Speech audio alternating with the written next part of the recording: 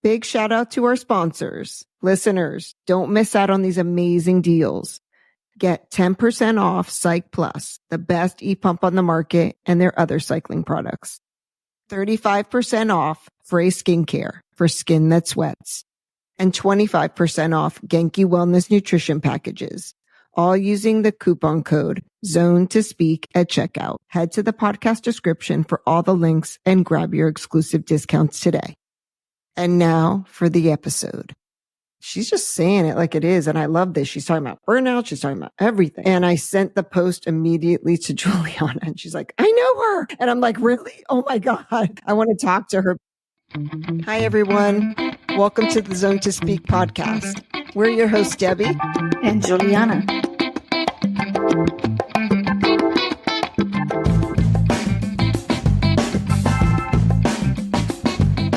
Today, we're excited to have Kate McLeod on the show. Kate is an elite cyclist, Canyon ambassador, as well as a highly respected nutrition and strength coach. With her wealth of experience on the bike and in the gym, Kate has helped countless athletes optimize their training, nutrition, and overall performance. We will dive into her approach to nutrition, how to create good habits, how to feel, what are the common mistakes, and how she balances it all while continuing to compete at an elite level.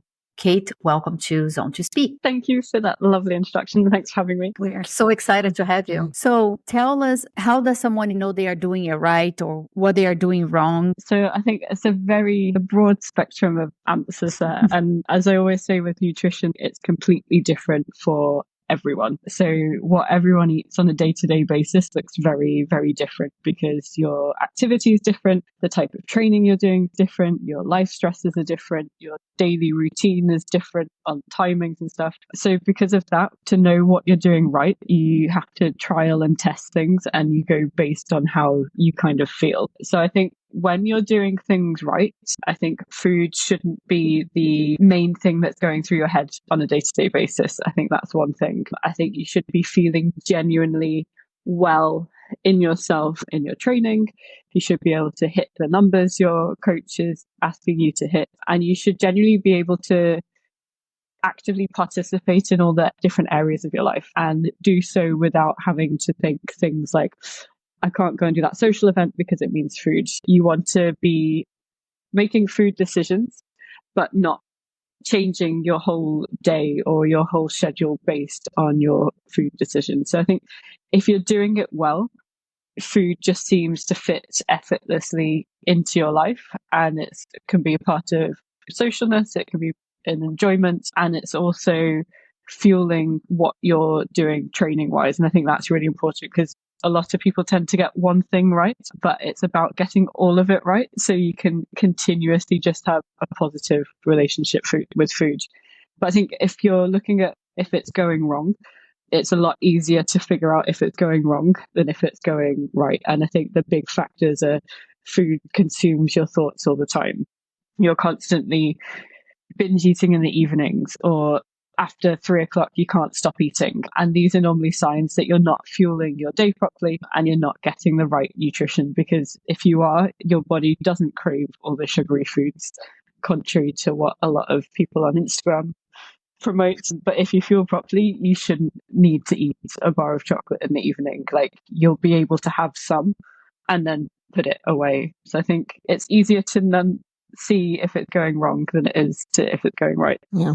I believe that too. You touched on social media and the impact that you see on there there's so many different kind of nutrition and fitness hacks out there that are talking about, I did this, why don't we do this? Now, if you add this, I wouldn't call them shortcuts. There's just so many different techniques and methods. It really comes down to, like you were saying, it's basic needs for yourself and what you need to do, what's going to work for you. If you're planning your weekend, like, I can't be around that, there's already something wrong there. And then holidays right now, and that's a big deal for some people. Someone's going to expect me to cook. What do you suggest in those kind of situations? Yeah, there's a few things to unpick there. I think the first thing is, like, one day of eating whatever you like is not going to change and ruin all of the work and the progress you've made. So if you've just got one day, just chill out, eat what you want. Yes, your weight might go up the next couple of days because you've had more volume of food. So there's more volume of food in your gut. You're heavier. You might have more salt in the food, so you hold more water. You've had more carbohydrates. So when you store glycogen, you store water with it. So your weight can go up from that one day by 3 kilos, but it's not actually that you put fat on. It's just there's extra weight in your body because of what you consume. So I think that's the first thing that people really need to understand. And then they also need to be like, right, the number of the scales is not going to change how I feel. And this is a big thing for lots of people. Like the number they see in the morning dictates their mood for the rest of the day. And that's not a good place to be. So that's like the first thing. And then the second thing is like, okay, you're going to cook for other people. That's fine. Everyone wants to have different things. But at the same time, your health, if you've made a change and a decision to look after yourself in a certain way, the people around you should support you with that to an extent. So it shouldn't be, I'm only going to cook this, everyone else kind of follow suit. Let's make compromises.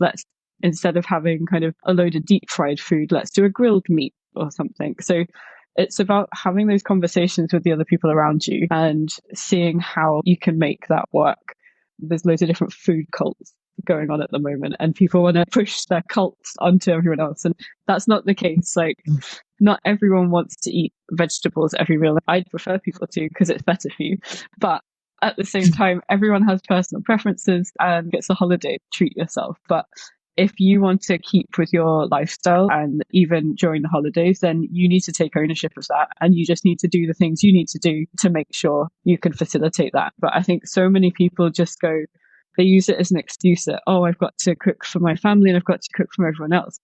They should also care about you. And if you've made a decision to look after yourself better, are they not accepting of that? Then are they really supporting you and being good family members? So it's a really tricky one. And this is why like nutrition's not so simple, and it's not just about the food, it's about the people around you and everything. So many dynamics that are mixed in there, personality wise, physical, mental, so much there to unpack. Thank you for making that more simple. I love that you said go ahead and do that. Just be aware.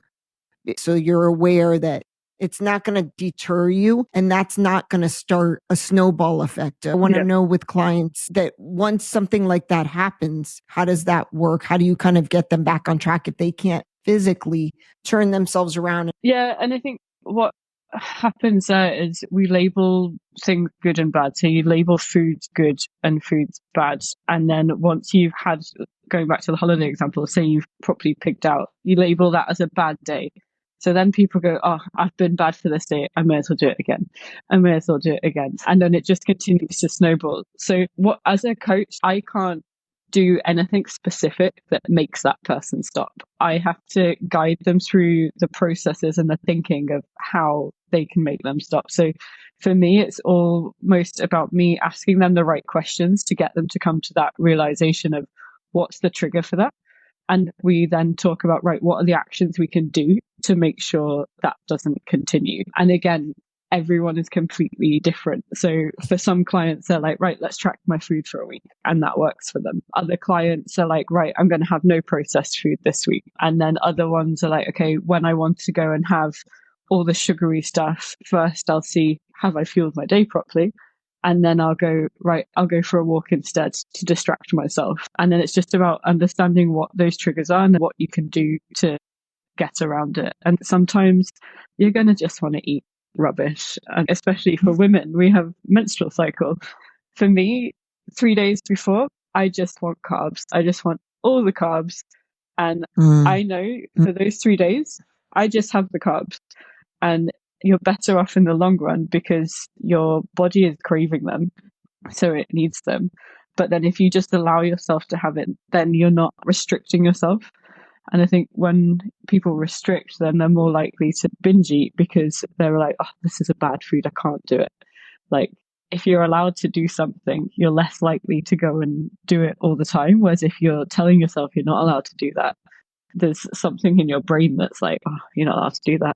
Let's go and do it. Can we touch on that a little bit more as far as restriction? Because We hear that a lot, or some of these diets can just initially trigger something in the brain of, I can't do that. That's too restrictive. Or there's just, we're regimented in being restrictive sometimes, and more so as women, thinking we need to fit into this. We have to look a certain way to feel good. What are your techniques with like restriction, and how do you kind of deal with that topic?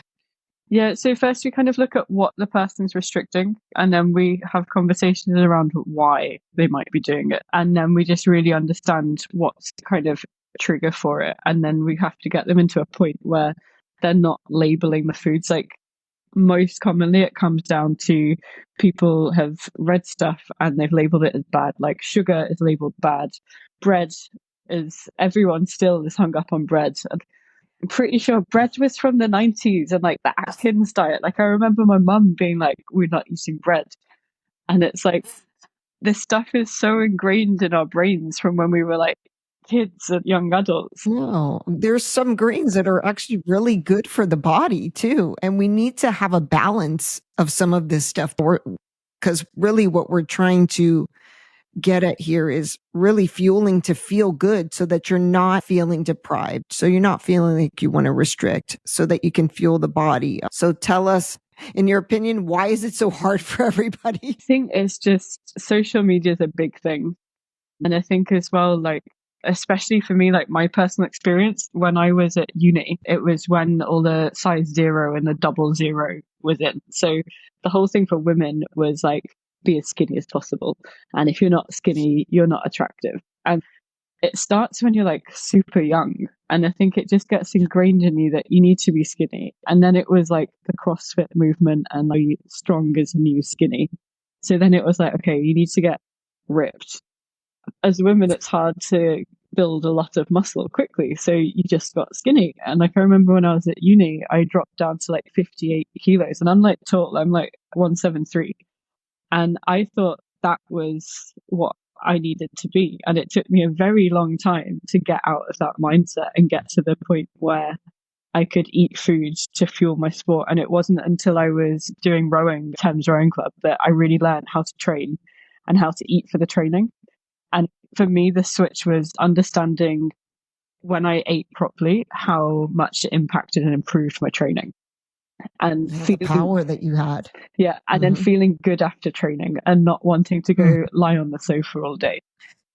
That's a huge one. Oh my God, I'm so glad you mentioned that, because it's true. We can feel like we do all this stuff, but how do you know you're doing well? That you actually don't feel awful afterwards. Yeah. That you recover faster.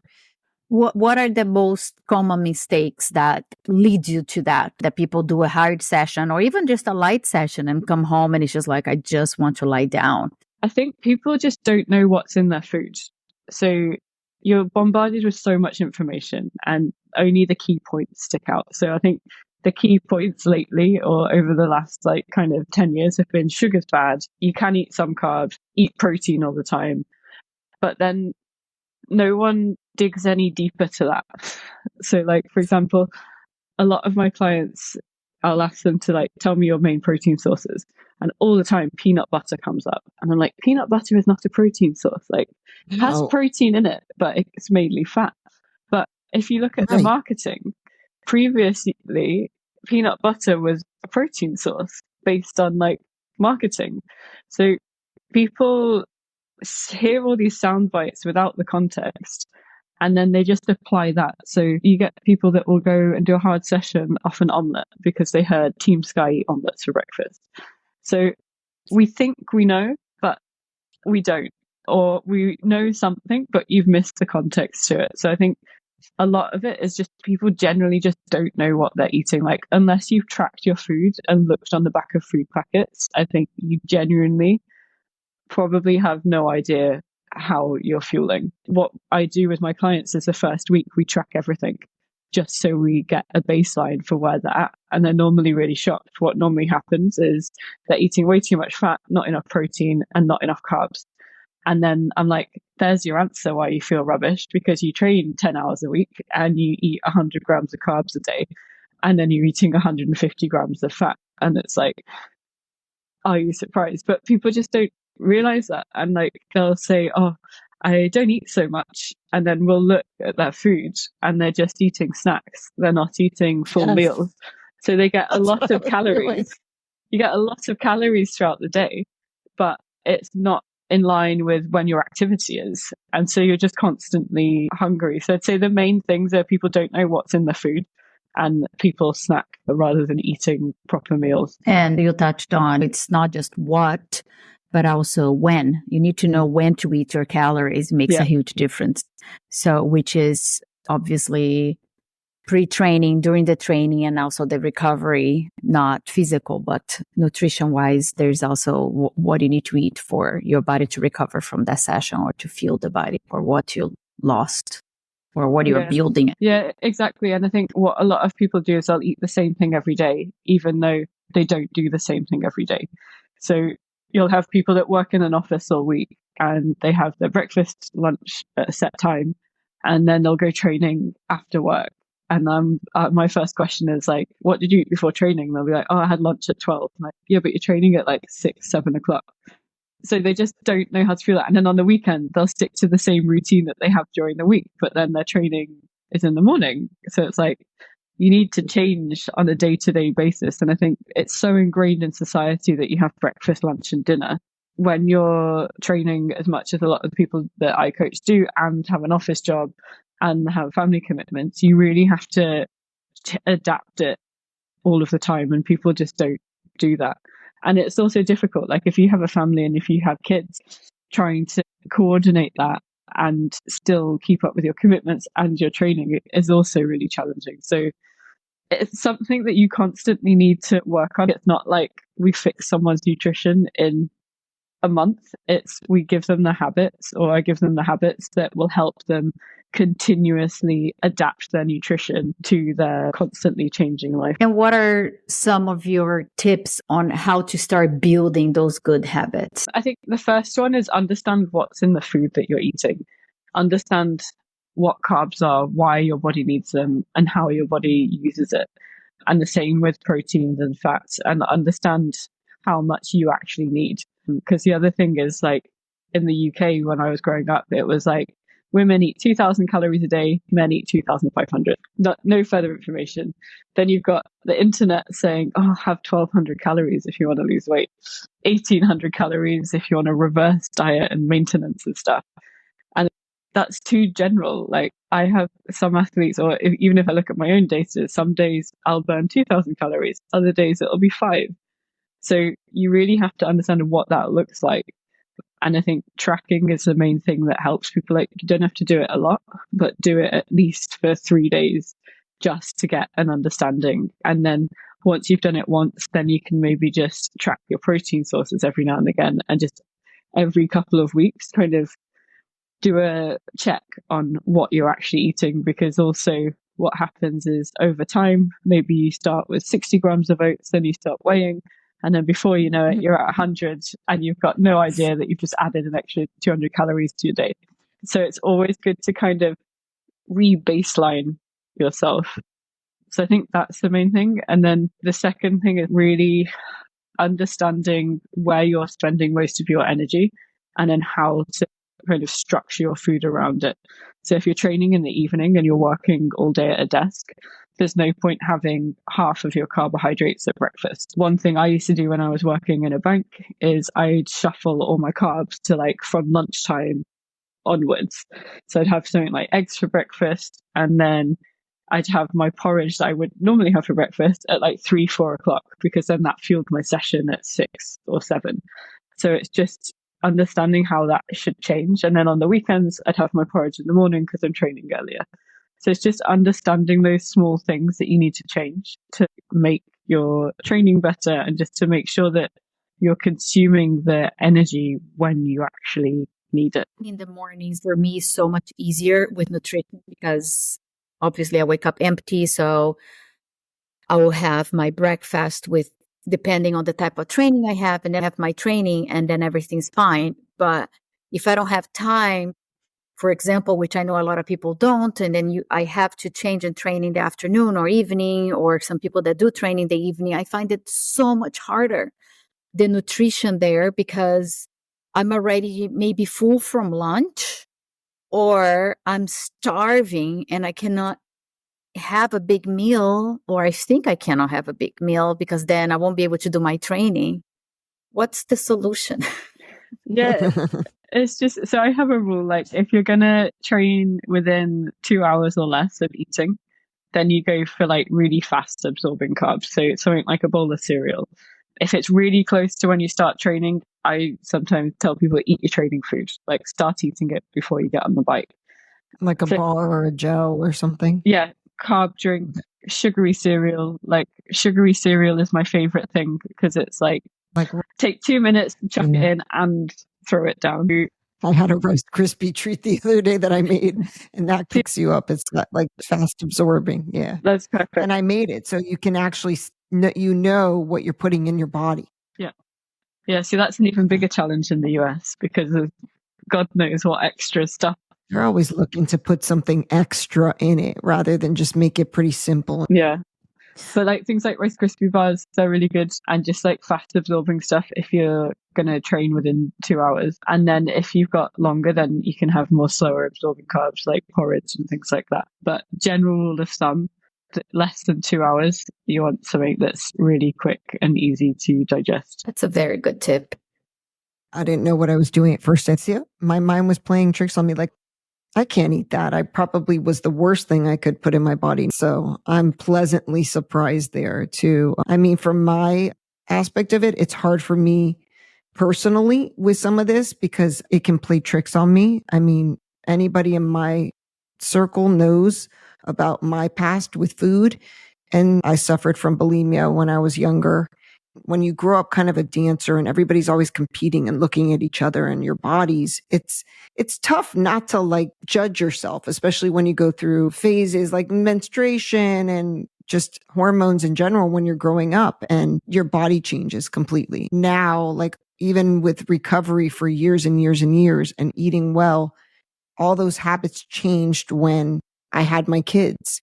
Because when I got pregnant, I couldn't eat the normal diet that I usually ate that was a lot more balanced, and I cooked everything. My body just said, F you. I don't like any of this shit. I just couldn't. I had massive migraines. I had to eat a lot more pasta, a lot more bread, eggs. I wasn't eating junk or anything, and I've never felt better in a long time. And it was also just taking that mindset that I've had in the past of, it's restrictive. I know with certain clients, I'm just asking from this standpoint of somebody that has had issues with eating. And it could be on my spectrum, or it could be on a different spectrum of they overeat or they undereat. How do you tackle that? It's like really tough. And I think it's not something that you ever like, I don't think you ever fully, I don't want to say recover, but it's never completely out of your mind. Like I had a experience with like, I would say I had disordered eating. I wouldn't say it was a full-blown eating disorder, but it's something that you just have to work on, and you have to constantly be almost monitoring your own internal self-talk. And that's really hard to do. And to do it all the time is tough, but you have to do it. And I think it kind of ebbs and flows. Like there'll be times when external factors make it harder. But I think you just ultimately have to know that, right, how do I look after my body? I've only got one. And that's the thing that doesn't change. Like you really know how to look after your body, and you know that when you're doing those like negative things towards it, that it's not good. So you just have to really focus on, am I treating myself well? Would I treat my friend or a loved one like this? And then that's your kind of self-regulation to your internal talk to be like, right, no, this is wrong path, ask again. And then you just have to constantly be checking in on yourself, basically. And it's tough. You're so right there. You're so right. But so many people have issues. Like so many athletes I talk to are concerned, like especially cyclists, because I think especially with women, you can be a cyclist and not look like an athlete.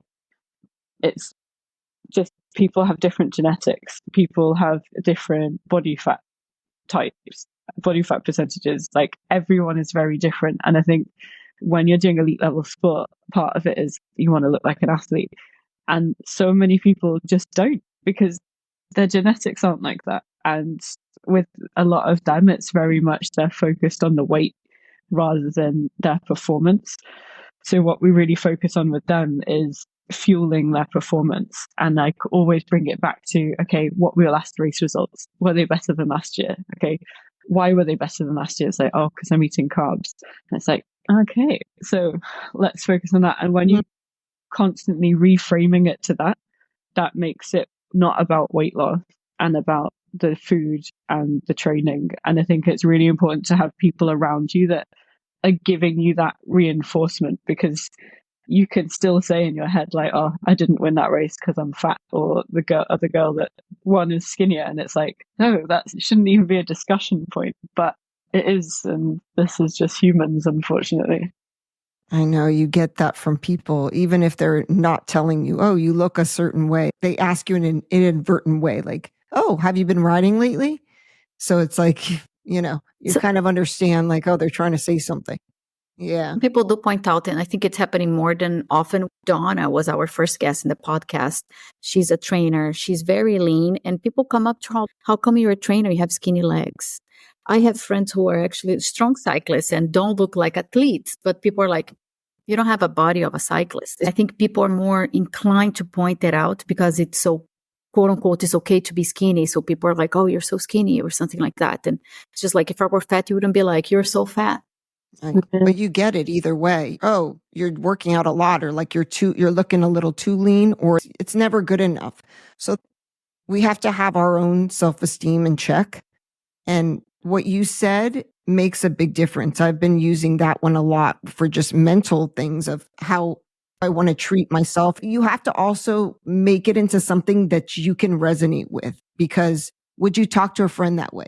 Yeah. It's not just the food. It starts with the person's willingness, obviously. And they have to be willing to look within. They have to be willing to have some change, and everything has to be tailored to that one person. And we have to understand how that person works. We have to make these mistakes, or we're not going to know what's going to work. It's the only way you learn. A lot of people, they're very self-critical. So they'll be like, oh, I did this bad. I did this bad. And it's like, okay, yes, maybe this was bad. But in this situation 2 months ago or before we met, how would you behave?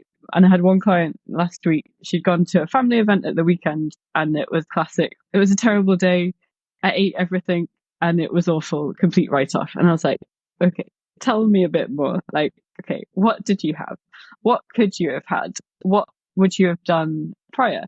And we went through her day, and we were like, we found 3 different things that she'd done differently that was way better than what she was doing 2 months ago.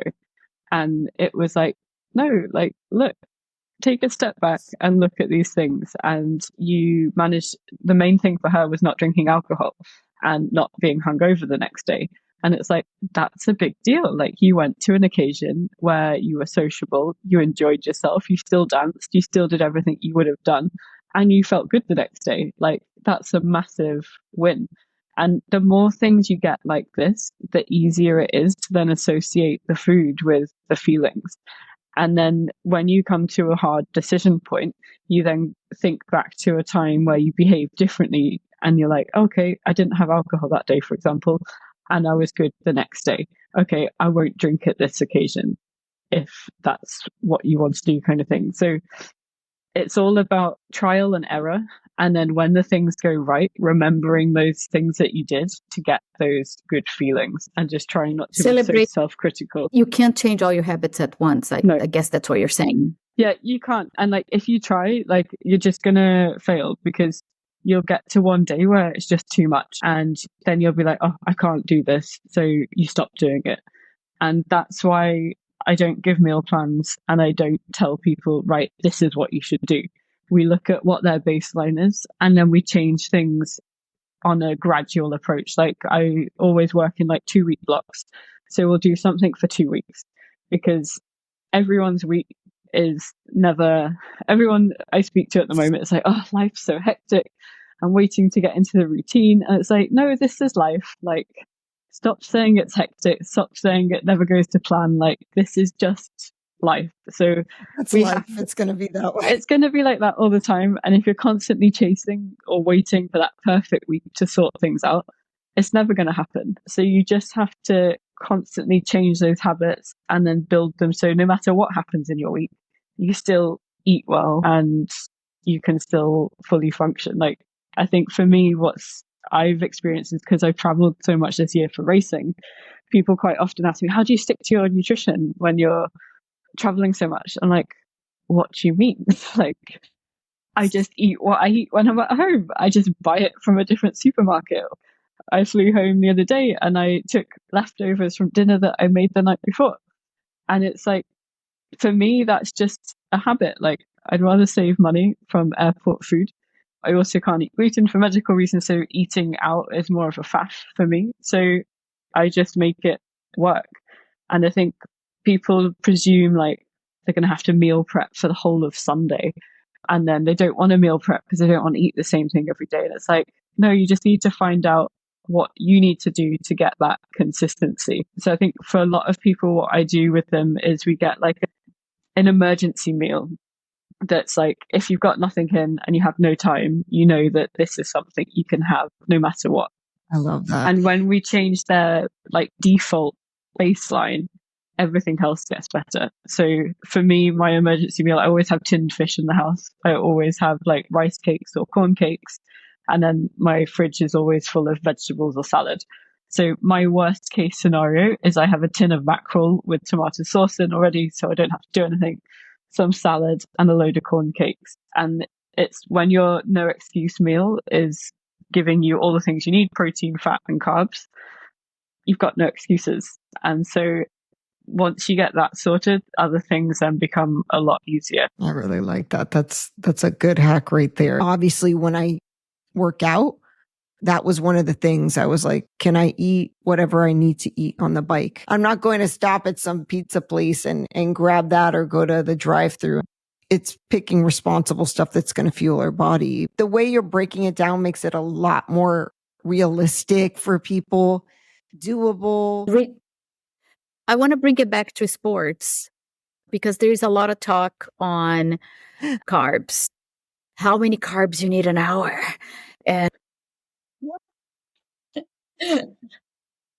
yeah, just talk us through it. Like how, because also there's a limit of how much carbs your body can actually digest. And especially if you're moving, your digestion is also not at full speed or at full capacity. Yeah. Can you tell us a little bit about this? Yeah, so there's a limit to how much carbs you can absorb per hour. Like you have a limited number of transporters. But like the thing is, unless you're in a lab testing everything all the time, like you're never going to know exactly what your body needs. And it's the same with macros. Like we can do all the calculations to work out your base calories, but unless you go and do lab testing, we'll never know the exact amount. So everything's kind of a guessing game in that respect. And like nutrition science is so new and it's constantly developing that all the protocols are changing all the time. So if I have someone that is like what we call in Estonia a hobby cyclist, so someone that's probably training like 8 hours a week, maybe more, maybe they do some events. For them, I always we go with between 60 and 80 grams per hour, depending on the training, or even starting 40 to 80. So what we'll do for the first couple of weeks, we'll look at their training. For easy rides, we might say, right, fuel 40 grams an hour for all of your rides that are just zone 2 and below. Then for any rides that you're doing intervals, let's start with 60. And it's just a case of trial and error. So what we'll do is we'll write in Training Peaks kind of what amount of carbs they'll be having for the session. And then we write how they feel afterwards. So were they super hungry afterwards? Were they able to carry on with their day afterwards? Were they starving hungry and couldn't stop eating and couldn't stop snacking for the rest of the day? And based on their feedback, we then adjust it till we get them to a point where they can do their training and fully function afterwards. And by fully function, I mean concentrate at work, participate in family activities, remember stuff on their to-do list, not fall asleep for an hour in the afternoon. So it's kind of trial and error to get there. Then with my kind of high performance athletes, again, it's a massive variety. Like I've got athletes that will race on 80 grams. I've had one that's raced on 150 grams and I'm like, you can't even absorb that, but they were, I felt good. So it's really, really depends on the person. And then also what they fuel with also depends on the person, like the different products that they use. And with people that are using like kind of upwards of 80 grams an hour, you also need to train your gut to do that. So you need to be doing it, build it up slowly, and then fuel your interval sessions like you'd fuel a race, and train your body to do that. And also test different nutrition products. Like I've tested so many. And then some of the side effects you get, like I had a gel when I was in France not long ago, and I'd run out of my normal race nutrition. Like I normally use Never Seconds to race on and Velo Forte for training. And I'd run out of all my gels. So I had to go buy some random new gels. And literally I tasted it, didn't like the taste, but I was like, I have no choice. And literally worst session of my entire life. I had the most salt I've ever had on my kit ever, and I just died, and it was awful. But then some gels, you get loads of stomach pains. So sometimes if you mix different types of stuff, so maybe you have a carb drink from one brand and gels from the other, if they have different pHs, that can upset your stomach. So it's really kind of trial and error for everyone, but try things for 2 weeks or more. A lot of people will try things once and then be like, nah, not for me. It's like, no, we need data, we need evidence, like 2 weeks. And why is it bad when it shows all the salt on your kit? It's not necessarily bad. It just means you're sweating out salts. So you just need to replace them. So it's just something to be aware of, that if you can see salt visibly on your clothes, then you need to replenish it. It could also be that you had too much salt to begin with in your body, so it was getting some out. But it depends. So it's also something just to be mindful of, like if you're sweating a lot, as long as you haven't taken stuff like bicarb in the days preceding it and you haven't had loads of electrolytes, then it's like, okay, maybe take some electrolytes. But if you have, then it should be a question of what have I had beforehand? And is this getting rid of excess, or is this, I need to replenish it? So it's also, there's no straight answer for anything, unfortunately. It's all about the situation. Yeah. And some people just excessively sweat. So they're going to need to have a little bit different nutrition during those kind of efforts. You touched on your own career as an athlete, and I wanted to talk a little bit about that, so also the listeners get to know a little more about you. I know you just went to the Gravel Worlds. Tell us a little bit how you got to be an elite cyclist and what you have been up to. It's been a long process. So I've always been super sporty. Like I played every single sport as a kid. And then I went to like this sports academy for like sixth form college. So before you go to university. So I've always been super sporty. And then when I went to uni, I started rowing. And that's when I kind of learned how to be an athlete. Like before then, I'd just done a lot of team sports, but with rowing, it was like so physical as well as the technical side that it completely changed my kind of perception. And I just loved sport even more. And I was living in London at the time. So I was riding my bike to the boathouse because it was like the easiest way to get around. And I'd always loved cycling, but we'd do it as like recovery for rowing. And then I'd basically, me and my friends, we'd go to like Richmond Park after training sessions and do recovery laps with like 160 average heart rate, and then go have cake and coffee and then take photos. And when I quit rowing, I was like, oh, I'm just going to ride my bike for fun. Like, it'll be nice. And then one of my friends was like, oh, you're quite strong. Like, why don't you go do a race? And like, I knew I was fast on the bike because I'd ride to work. So I'd ride from Putney to Canary Wharf and to the city. And I could overtake people. And there was always like competitiveness from all the traffic lights. So like going along like the embankment, like every traffic light was like a sprint start. So like I still had my competitiveness, and like I basically was like, I can't just ride for fun. Like I went to the gym and went cycling and did some sculling for like 2 months. And I was like, no. And one of my friends said, why don't you do a race? And I was like, okay. And I won my second ever race. And it was just like, I want to do this. This is fun. Yeah, it felt good. And like, I think I always wanted to be like a professional road cyclist, but because I got into cycling a bit later, my technical abilities were just not there. Like they're way better now. But when I started, I'd get dropped in races. Like I was fine in crit races, but road races, I just didn't understand the race. My bike handling was way worse than everyone else's, so I just get binned on every corner. And then to start with, I'd be able to chase back on, but I just got like really annoyed. But then I moved to Estonia in 2018 and I raced for a UK team for a year and was traveling quite a lot. But then COVID happened. And basically in January, must have been 2020, I was sat in Calpe. I'd written my resignation to my job and I was planning to take a 6-month career break to try to train full time and see if I could get on the team the following year. And I literally got home and there's all this stuff, talk about COVID, Tour Down Under got cancelled. And I was like, if there's no bike races, it's probably not a good idea to quit my job to do bike racing. So I ended up staying in that job for 5 years. So only actually quit in March this year. And basically over that time, I did a lot of road racing, time trials. And then last year I did Gravel Finland because the road team that I'm on got free entries. And I was like, oh, that sounds fun. And Candy had given me a gravel bike. So I was like, cool, why not? Let's go. And like, I just absolutely loved it. I loved the atmosphere. The racing was completely different because it was like a 3-day event. So you had like shakeout rides beforehand. You had all the different cycling brands there talking to you. And it was just so much fun. And the people were like super friendly. And when I was there, I was just like, I'm going to do this. This is my thing. So then I decided that for this year, I'd like commit to gravel more than the road. And basically, I just trained as much as I could. So from November last year, me and my coach increased my training and we were like, right, we're going all in this year. And then I was lucky enough to have the opportunity to be made redundant at work. And I was just like, if this is not the universe giving me a sign, then I know. I don't know what is.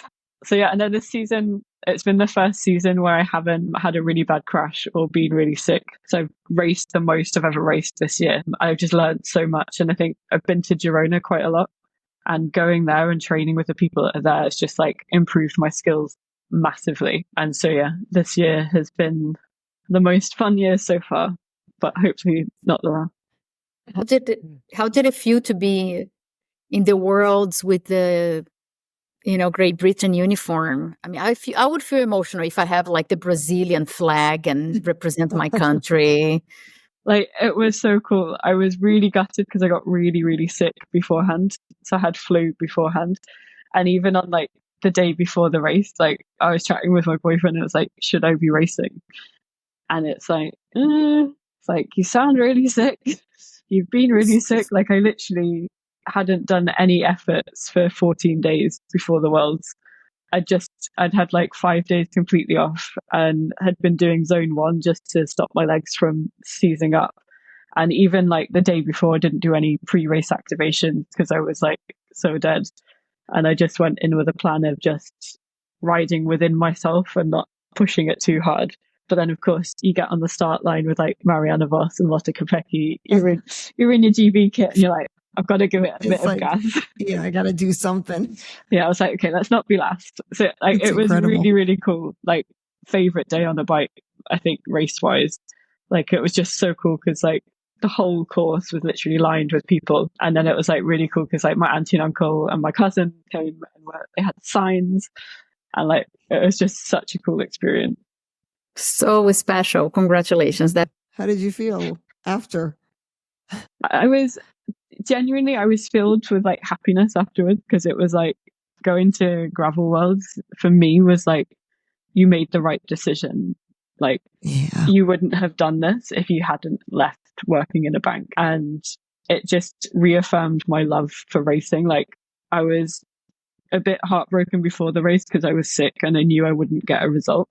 But at the same time, it's like, I couldn't do anything about it. So like one of my friends had messaged me before and was like, look, you can't do anything about it. Just go enjoy it, soak up the atmosphere. And so I did that. And it was very, very nice. Sometimes we all forget. We get so distracted by the competitive side of things and all the training. We forget to have fun with something that we just purely love.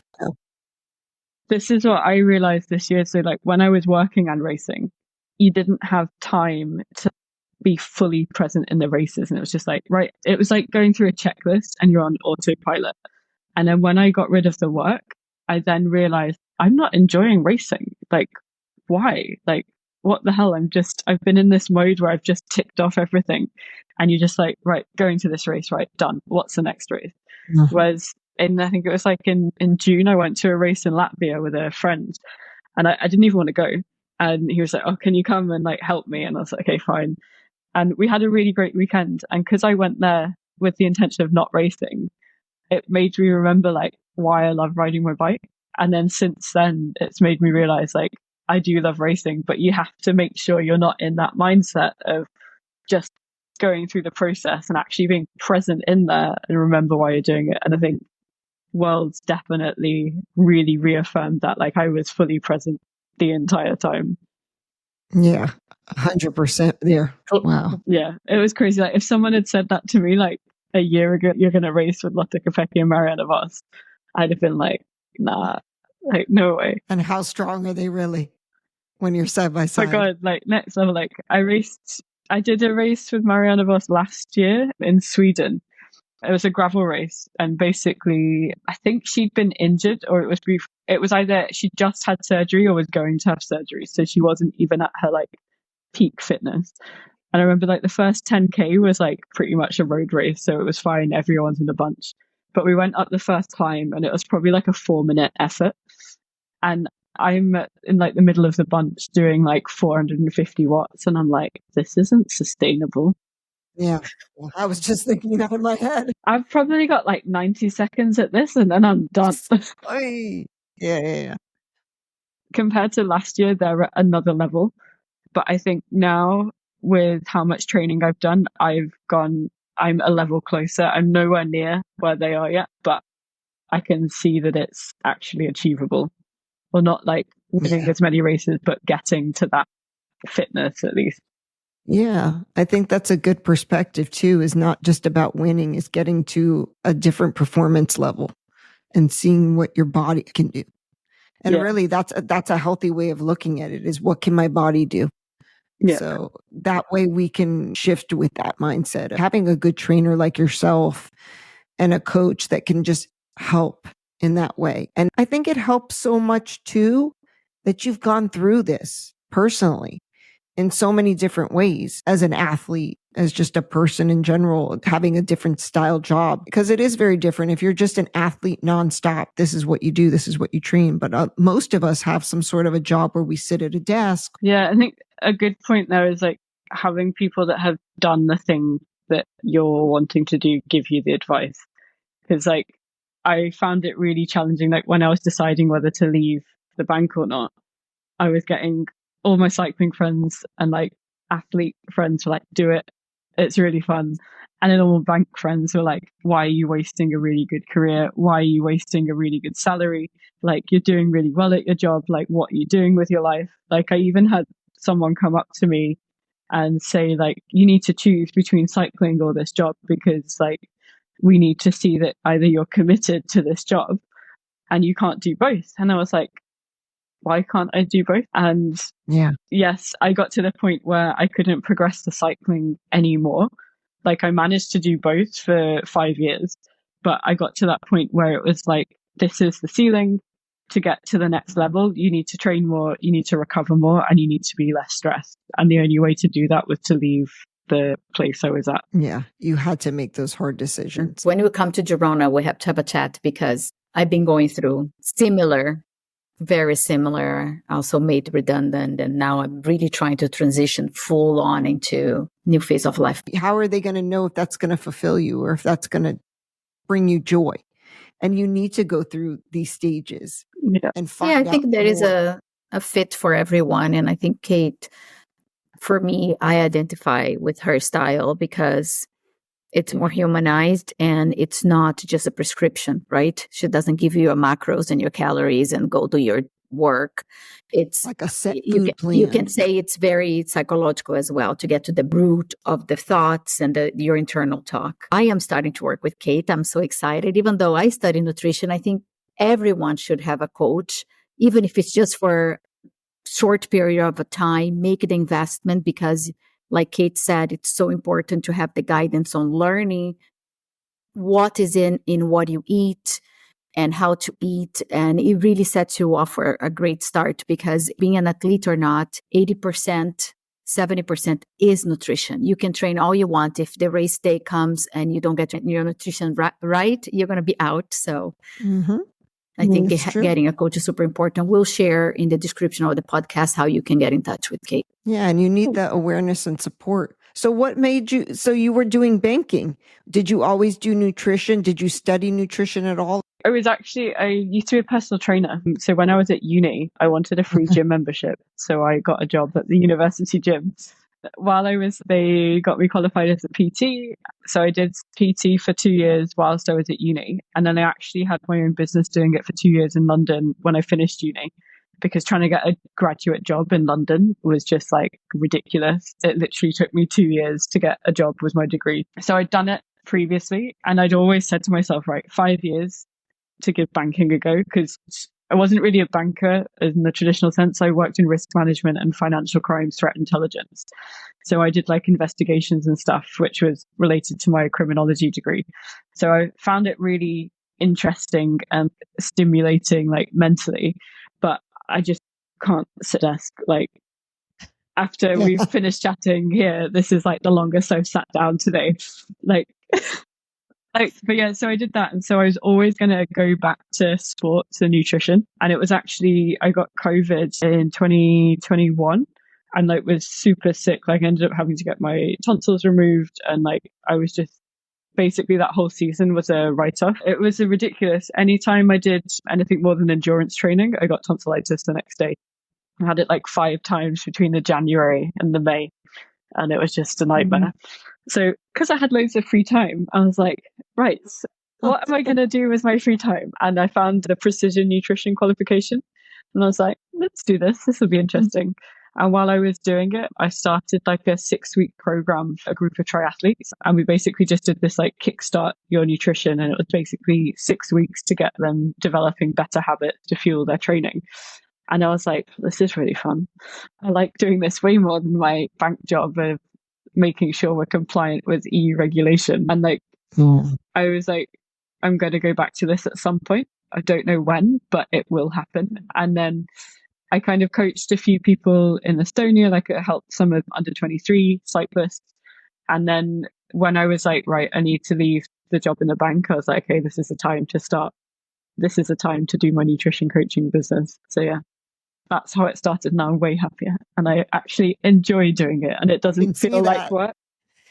Oh my God, we've just talked about that several times, that once you do something that you love, it doesn't feel like work. Yeah, it's amazing. And you get so much back, like getting to talk to you, get these conversations, you get so much from it. It gives you a lot of knowledge just to take with you and awareness. I think you're doing exactly what you're meant to do. Thanks. I can feel that. And I love that you're doing graveling now. I don't even know you, but I mean, I can see there's such a brightness in you from talking about it. It's like you just light up.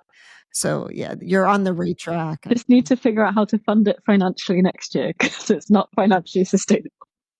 Yeah, I know about that stuff. You got to figure out how to financially float all this stuff. I've really, really loved talking to you and getting to know you more. And I'm going to be consistently learning more through Juliana sharing with me. Because I learned so much from her too. I'm so happy you found the time to fit us in. And I'll see you in Girona very soon. Yeah, perfect. Thank you so much for having me. I really enjoyed our chat. Wonderful. Thanks, Kate. No worries. Take care. Bye. That's all for today's episode. We want to thank you, our listeners, for tuning in. Your support means everything to us. If you enjoyed this episode, please consider subscribing, leaving a review, and sharing it with your friends. Feel free to share your thoughts and feedback. We love hearing